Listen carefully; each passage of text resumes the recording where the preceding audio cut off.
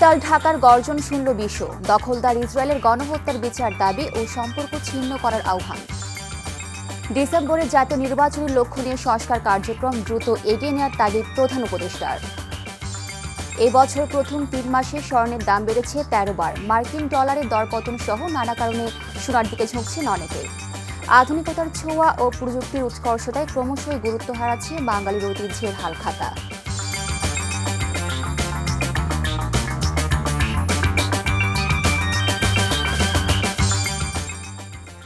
আসসালামু আলাইকুম, ইসমত মিলি স্বাগত জানাচ্ছি এনটিভির সকালের খবরে। ক্রাউন সিমেন্ট শিরোনাম দেখছিলেন, এবার পুরো খবর। ইসরায়েলের সাথে সব ধরনের সম্পর্ক ছিন্ন করতে মুসলিম বিশ্বের প্রতি আহ্বানের পাশাপাশি ফিলিস্তিনের জনগণের পাশে থাকার প্রতিশ্রুতিতে শেষ হল মার্চ ফর গাজা কর্মসূচি। শনিবার রাজধানী ঢাকার সোহরাওয়ার্দী উদ্যানে লাখো মানুষের প্রতিবাদী সমাবেশ থেকে অবিলম্বে গাজা ও রাফায় ইসরায়েলি গণহত্যা বন্ধ, ইসরায়েলের বিচার সহ 5 দফা দাবি জানানো হয়। ইসলামী ব্যক্তিত্ব, বিভিন্ন রাজনৈতিক দলের নেতৃবৃন্দ সহ নানা শ্রেণী পেশার মানুষ অংশ নেন এই কর্মসূচিতে। জামাল হোসেনের ক্যামেরায় রিপোর্টে জানাচ্ছেন মুকসিমুল আহসান।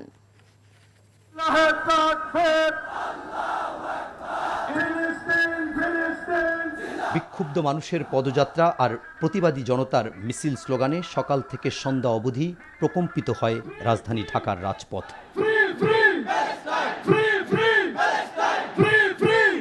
বিভিন্ন শ্রেণী পেশার সব বয়সী মানুষের ঢল নামে ঐতিহাসিক সোহরাওয়ার্দী উদ্যানে।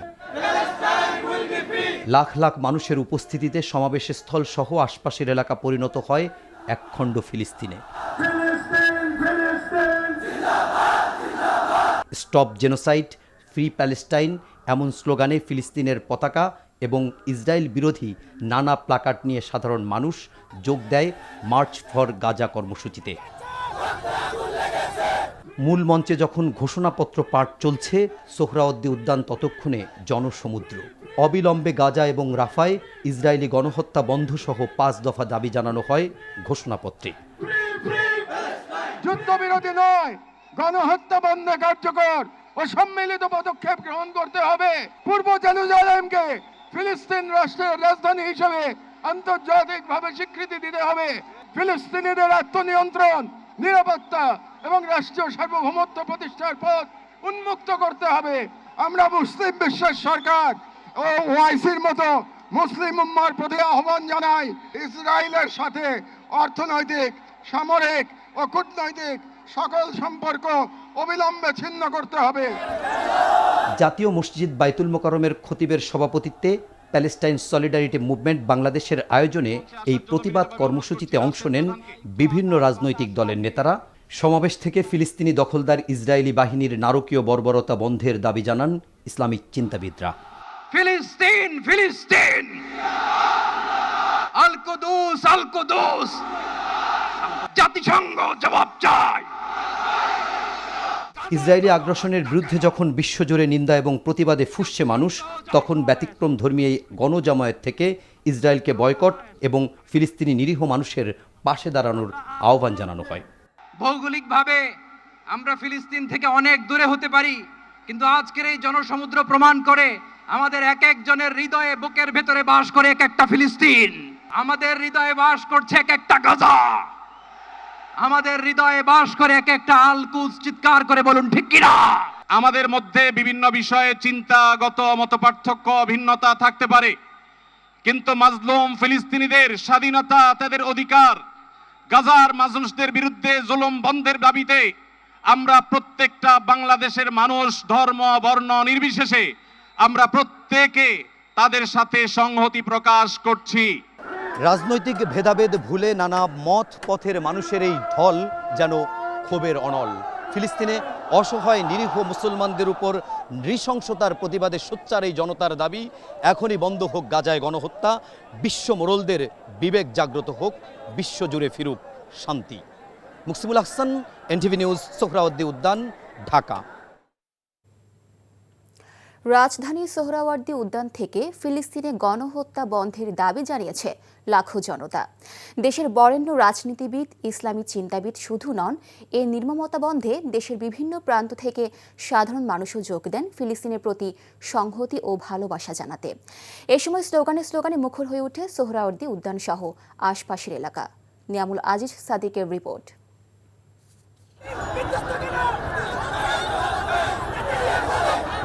এক অন্যরকম দিন গাজাবাসীর জন্য উৎসর্গ করল বাংলাদেশের মানুষ।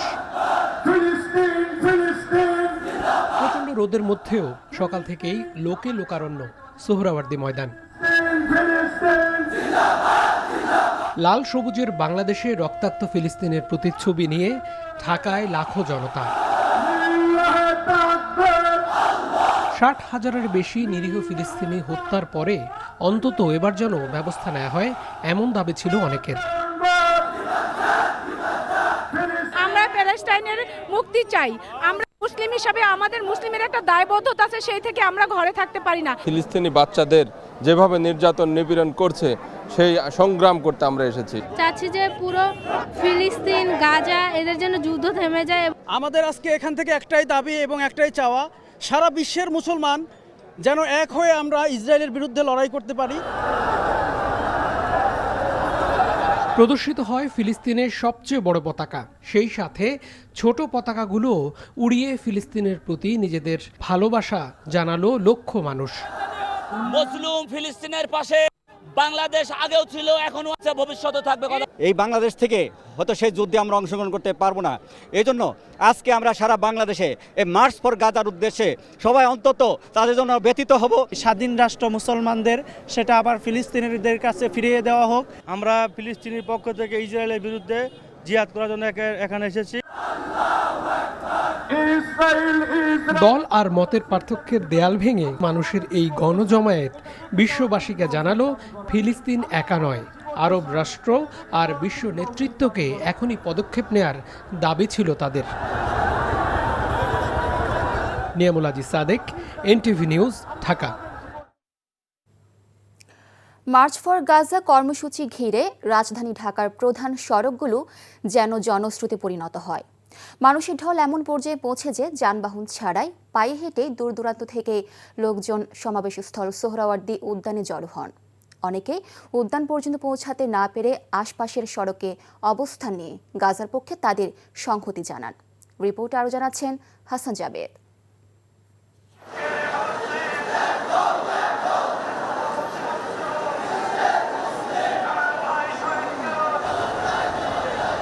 পূর্ব ঘোষিত মার্চ ফর গাজা কর্মসূচিতে অংশ নিতে শনিবার সকাল থেকেই রাজধানী এবং এর আশপাশের জেলা থেকেই জনতার স্রোত আসতে থাকে সোহরাওয়ার্দী উদ্যানের দিকে। সবার হাতেই ছিল ফিলিস্তিনের পতাকা, ছিল ইসরায়েল বিরোধী স্লোগান। গাজায় ইসরায়েলি আগ্রাসনের প্রতিবাদ জানাতেই এই সমাগম। গাজাতে ফিলিস্তিনের উপরে যে আক্রমণ করতেছে, এগুলো প্রতিবাদ জানানোর জন্য আমরা আসছি। ইসরায়েল গাজাতে যে গণহত্যা চালাচ্ছে, শিশু নারী তাদের উপর যে নির্যাতন চালাচ্ছে, এগুলো বন্ধ হোক। ফিলিস্তিনের স্বাধীনতা চাই, গাজার গণহত্যা বন্ধ চাই।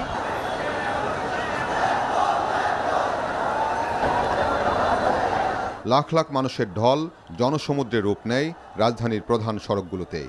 বিভিন্ন বয়সী মানুষ পায়ে হেঁটেই ছুটেছেন তাদের প্রতিবাদ জানাতে।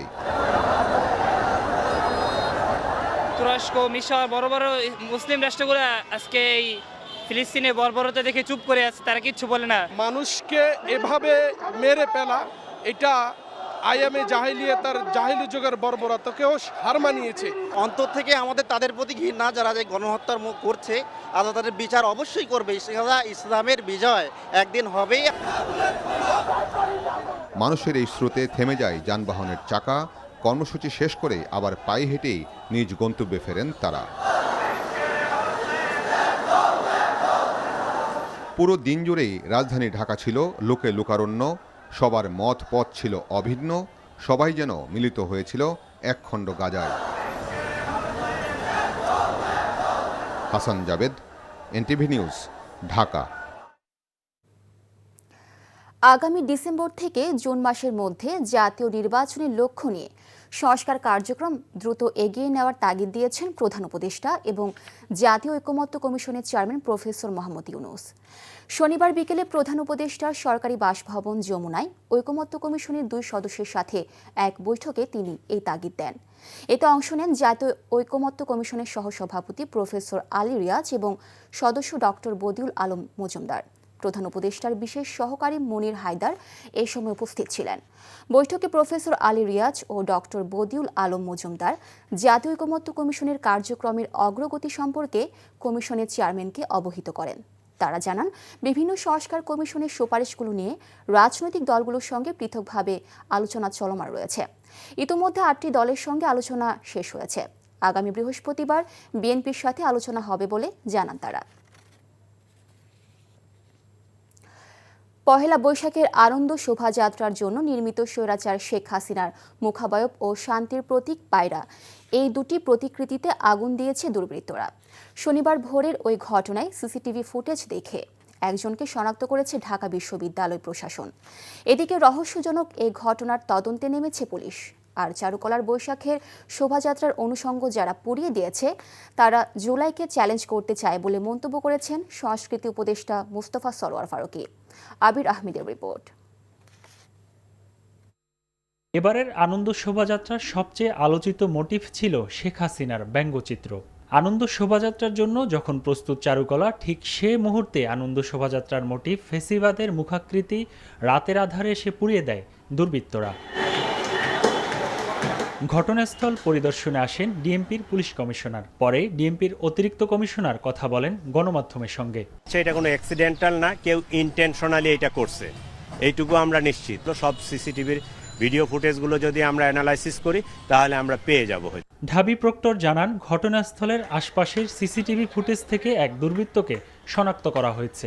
মেইন গেটের ফটক টপকে সে এসছে, টপকে আসার আগে সে মাস্ক পরেছে। প্রথমে সে লিকুইড কিছু দিয়েছে একটা মোটিফে, যেটা দানবাকৃতি একটা মোটিভ ছিল। তারপরে সে একটু আড়ালে যেয়ে দিয়াশলাই বা জ্বালিয়েছে। তারপরে আবার সেটা ফায়ার করে আবার সে বেরিয়ে গেছে। তবে চলতি বছরের আনন্দ শোভাযাত্রার প্রতিকৃতির নিরাপত্তায় নিয়োজিতরা ভোরে অগ্নিসংযোগের আগে একযোগে নামাজে যাবেন, এটা মেনে নেওয়া যায় না বলে মনে করেন আনন্দ শোভাযাত্রা উদযাপন কমিটির প্রধান। ফেসিবাদের কোনো দোষর যদি এই কাজটি করে থাকেন তাহলে আমরা বলবো যে তাদের মায়ের মুখে মুখাগ্নি করে এটাকে নিপাত করে দিয়েছেন তারা। সিলেটের সার্কিট হাউসে সাংবাদিকদের প্রশ্নের জবাবে এ বিষয়ে কথা বলেন সংস্কৃতি উপদেষ্টা।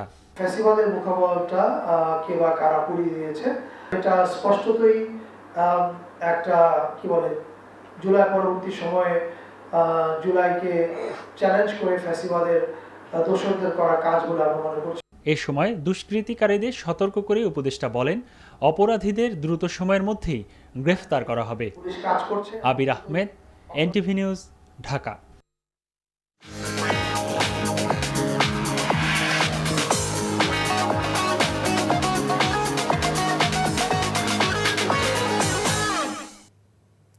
মার্কেন্টাইল ব্যাংক অর্থনীতির খবর।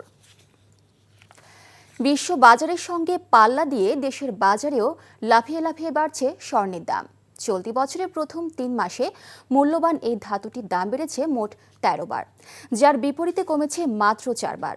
এছাড়া বছরের ব্যবধানে স্বর্ণের দাম বেড়েছে ভরি প্রতি প্রায় 50,000 টাকা। বিশ্লেষকরা বলছেন, মার্কিন ডলারের দরপতন সহ ভূ রাজনৈতিক অস্থিরতা ও বিশ্ব অর্থনীতির টালমাটাল অবস্থায় নিরাপদ বিনিয়োগের ক্ষেত্র হিসেবে অনেকেই সোনার দিকে ঝুঁকছেন, যার ফলে স্বর্ণের দাম দিন দিন বেড়ে চলেছে। মোহাম্মদ আলমগীর হোসেনের ক্যামেরায় আরাফাত ইসলামের রিপোর্ট।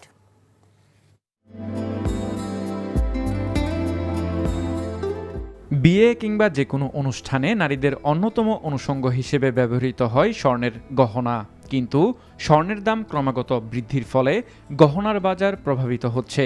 বিশেষ করে বিয়ে উৎসবে স্বর্ণের অলংকারের চাহিদা থাকায় এর মূল্যবৃদ্ধি ক্রেতাদেরকে ভাবিয়ে তুলছে। দিনের পর দিন যখন গোল্ডের জিনিসগুলো বাড়ছে দাম, তো সেক্ষেত্রে আসলে আমাদের হাতের নাগালে বাইরে চলে যাচ্ছে। আমি আশা করব যে গোল্ডের দামটা আমাদের ক্রেতা সাধারণের মধ্যে একটা সহনীয় মাত্রায় আসুক। বাংলাদেশ জুয়েলার্স সমিতি বাজুসের তথ্য বলছে, এ বছরের জানুয়ারি থেকে মার্চ পর্যন্ত স্বর্ণের দাম সমন্বয় করা হয়েছে মোট 17 বার, যার মধ্যে বেড়েছে 13 বার আর কমেছে মাত্র 4 বার। সবশেষ 12 এপ্রিল সবচেয়ে ভালো মানের স্বর্ণের দাম ভরিতে 4,187 টাকা বাড়িয়ে রেকর্ড সর্বোচ্চ 1,63,214 টাকা নির্ধারণ করে বাজুস, যা দেশের ইতিহাসে এখন পর্যন্ত স্বর্ণের সর্বোচ্চ দাম। ওয়ার্ল্ড মার্কেটে যখন গোল্ডের দাম বেড়ে যায়, আমাদের তাঁতিবাজারে যে বুলিয়ান মার্কেটটা আছে, বুলিয়ান মার্কেট তখন তারা কি করে, ওয়ার্ল্ড মার্কেট বেজে তারা বাড়ায় এবং কমায়। আর জুয়েলার্স বাজুস যেটা করে, ওই তাঁতিবাজার বুলিয়ান মার্কেটকে আমরা ফলো করি।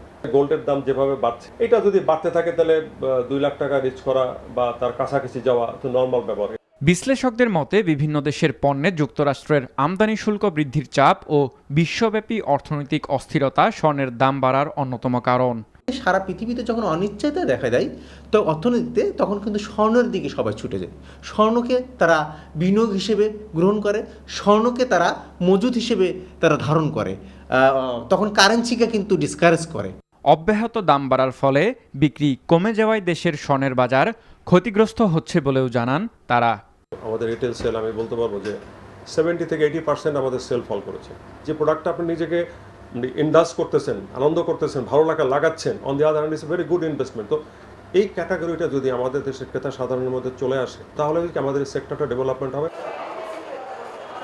বিশ্ববাজারের সঙ্গে তাল মিলিয়ে দেশের বাজারেও বাড়ছে স্বর্ণের দাম।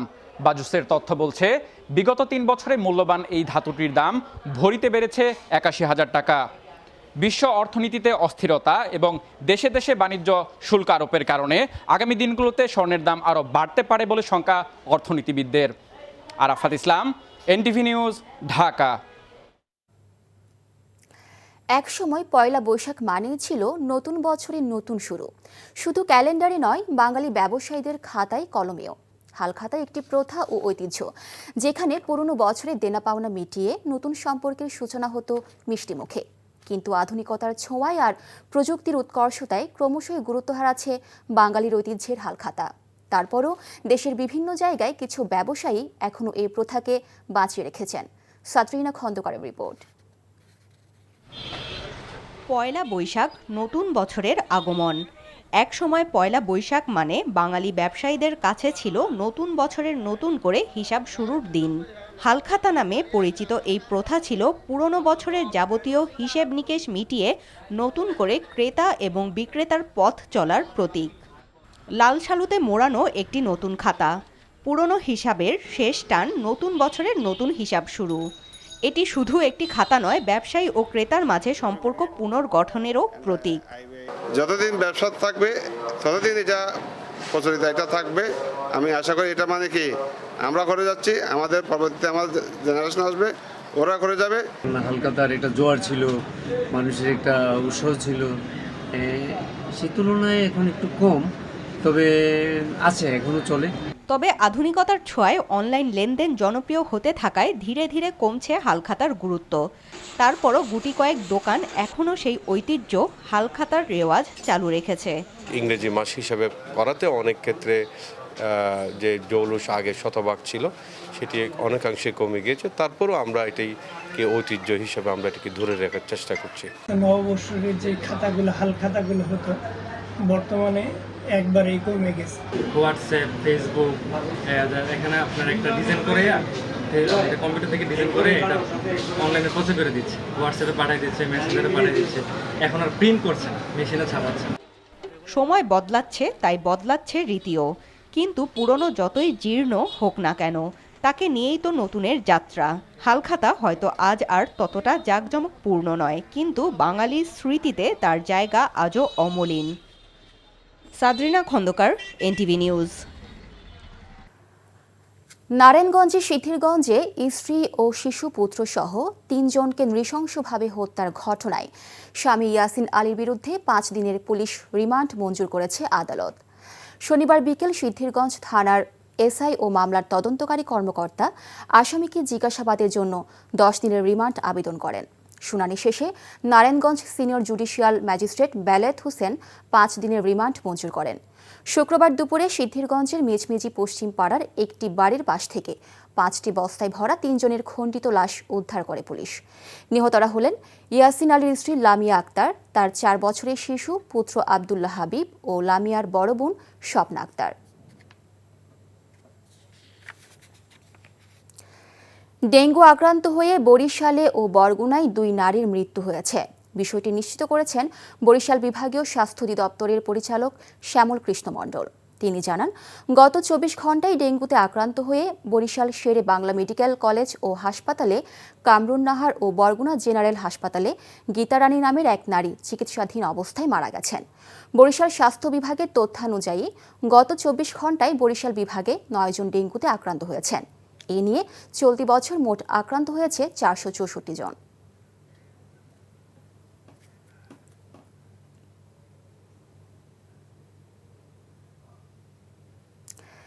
নদীতে ফুল ভাসানোর মধ্য দিয়ে পার্বত্য 3 জেলায় 3 দিনব্যাপী ক্ষুদ্র নৃগোষ্ঠীদের সবচেয়ে বড় সামাজিক অনুষ্ঠান বৈশাখীর মূল আনুষ্ঠানিকতা শুরু হয়েছে।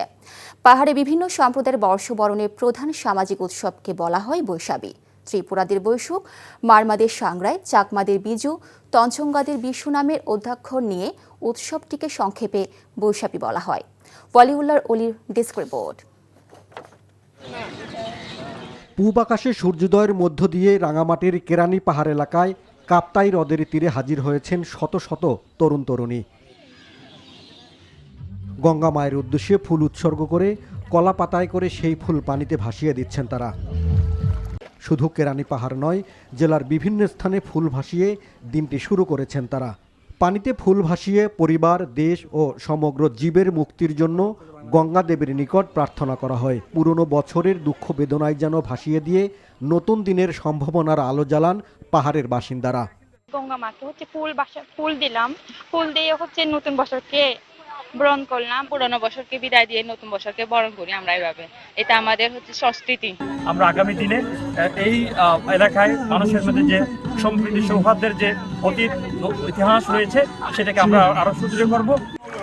বিশ্ববাসীর সুখ, শান্তি ও মঙ্গল কামনায় বান্দরবানের বালাঘাটা পুরনো নদীঘাট এলাকায় সাঙ্গু নদীর পানিতে ফুল উৎসর্গ করেন চাকমা ও তঞ্চঙ্গা সম্প্রদায়। চাকমাদের বিজু ও তঞ্চঙ্গাদের বৈশু উৎসবে অংশ নেয় চাকমা তঞ্চঙ্গা তরুণ তরুণী, শিশু কিশোর ও বিভিন্ন বয়সের নারী পুরুষ। বছরের যত দুঃখ কষ্ট সবগুলো যেন মুছে যায়, তো সে উদ্দেশ্যে আর বাড়িতে গিয়ে মোমবাতি দিয়ে মঙ্গলের জন্য শুভকামনা করি।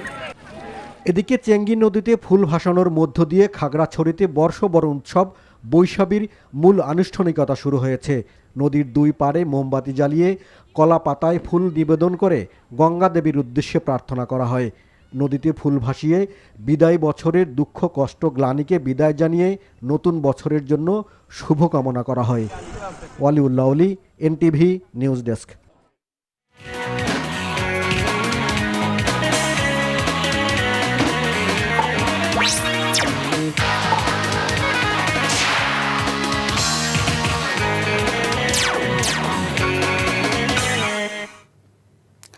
ইস্পাহানি প্রিমিয়াম টি খেলার খবর। ক্রিকেট। ঢাকা লিগে দীর্ঘ 9 বছর পর চিরপ্রতিদ্বন্দ্বী আবাহনীকে হারালো মোহামেডান। ম্যাচ হারলেও পয়েন্ট টেবিলের শীর্ষে আছে আবাহনী। 11 ম্যাচ খেলে সমান 18 পয়েন্ট নিয়ে রান রেটে পিছিয়ে থাকায় দ্বিতীয় অবস্থানে মোহামেডান। 39 রানে জয়ের দিনে সেঞ্চুরি করে ম্যাচ সেরা মোহামেডানের আনিসুল ইসলাম ইমন। মুমিনুর রিপনের রিপোর্ট। লিস্ট এ ক্রিকেটে মোহামেডান চিরপ্রতিদ্বন্দ্বীদের বিপক্ষে সবশেষ জয় পেয়েছিল 2016 সালে। দীর্ঘ 9 বছর পর আবারও আবাহনীকে হারানোর স্বাদ পেল মোহামেডান। মর্যাদার লড়াইয়ে মোহামেডানকে চ্যালেঞ্জিং পুঁজি এনে দেন আনিসুল ইমন। 118 বলে 114 রানের দুর্দান্ত ইনিংস খেলে ম্যাচ সেরা ইমনের বিদায়ের পর পুঁজিটা খুব বেশি বড় হয়নি। তবে মিরপুরের উইকেট বলেই 264 রানের পুঁজিতেই ভরসা ছিল মোহামেডানের। আমাদের ইমনকে ওই যেভাবে খেলাটা শুরু করেছে, অনেক ভালো ব্যাটিং করেছে, বড় একটা ম্যাচ দেখে মনে হয়নি যে আমরা সবসময় ডমিনেটিং একটা পজিশনে ছিলাম ওর ব্যাটিংটা নিয়ে। তারপরে উইকেটটা তো ইজি ছিল না। আমার মনে হয় 1-2 জন ছাড়া আজকে কোনো ব্যাটসম্যান এখানে খুব ভালোভাবে খেলতে পারেনি। তো একটু ট্রিকি উইকেট ছিল, যেটা নর্মালি মিরপুরে যেটা হয়ে থাকে। তো আমাদের সবসময় কনফিডেন্স ছিল যে 250 রান এই উইকেটের জন্য ইনাফ। 265 রানের টার্গেটে ব্যাট করতে নেমে শুরু থেকেই উইকেট হারাতে থাকে আবাহনী। এক প্রান্তে ব্যাটারদের আসা যাওয়ার মাঝে ভরসা হয়েছিলেন অধিনায়ক নাজমুল হোসেন শান্ত। তবে ব্যক্তিগত 280 রানে তার বিদায়ের পর 225 রানে গুটিয়ে যায় আবাহনী। মর্যাদার লড়াইয়ে এমন জয় পেয়ে আনন্দিত অধিনায়ক। প্রিমিয়ার লিগের কিছু কিছু ম্যাচ থাকে যেগুলো ইন্টারন্যাশনালের থেকেও বেশি প্রেশার ফিল করি, যেহেতু এখানে একটা ট্র্যাডিশন আছে অফিসিয়ালদের, আবার ইগোর একটা খেলা আছে, প্রেস্টিজের অনেক কিছু, মানে এই জায়গায় আবাহনী মডার্ন যে একটা প্রতিদ্বন্দ্বী এটা বোঝা যায় যে এই মানে ডিপিএলে। তো আমার কাছে মনে হয় যে আজকে অনেক প্লেয়ার ইন্টারন্যাশনালও মনে হয় এমন এফোর্ট দেয়নি যেটা আজকে এফোর্ট দিয়েছে। এদিকে সিঙ্গাপুর থেকে দেশে ফিরে মিরপুর স্টেডিয়ামে আসেন তামিম ইকবাল। নিজ দল মোহামেডানের ড্রেসিং রুম, বিসিবি কর্তাদের সঙ্গে সাক্ষাৎ করে স্টেডিয়াম ছাড়েন তিনি। Mominur Ripon, NTV news, Dhaka. খবর শেষ করছি, যাবার আগে ক্রাউন সিমেন্ট শিরোনামগুলো আরও একবার। উত্তর ঢাকার গর্জন শুনল বিশ্ব, দখলদার ইসরায়েলের গণহত্যার বিচার দাবি ও সম্পর্ক ছিন্ন করার আহ্বান। ডিসেম্বরে জাতীয় নির্বাচনের লক্ষ্য নিয়ে সংস্কার কার্যক্রম দ্রুত এগিয়ে নেওয়ার তাগিদ প্রধান উপদেষ্টার। এবছর প্রথম 3 মাসে স্বর্ণের দাম বেড়েছে 13 বার। মার্কিন ডলারের দরপতন সহ নানা কারণে সোনার দিকে ঝুঁকছেন অনেকে। আধুনিকতার ছোঁয়া আর প্রযুক্তির উৎকর্ষতায় ক্রমশই গুরুত্ব হারাচ্ছে বাঙালির ঐতিহ্যের হালখাতা। এ ছিল সকালের খবরে। এই খবরের ভিডিও সহ আপডেট জানতে ভিজিট করুন NTV অনলাইন www.ntvbt.com। এছাড়াও এনটিভির জনপ্রিয় সব অনুষ্ঠান ও খবরের আপডেট জানতে ভিজিট করুন আমাদের ইউটিউব ও ভেরিফাইড ফেসবুক পেজে। ধন্যবাদ সবাইকে।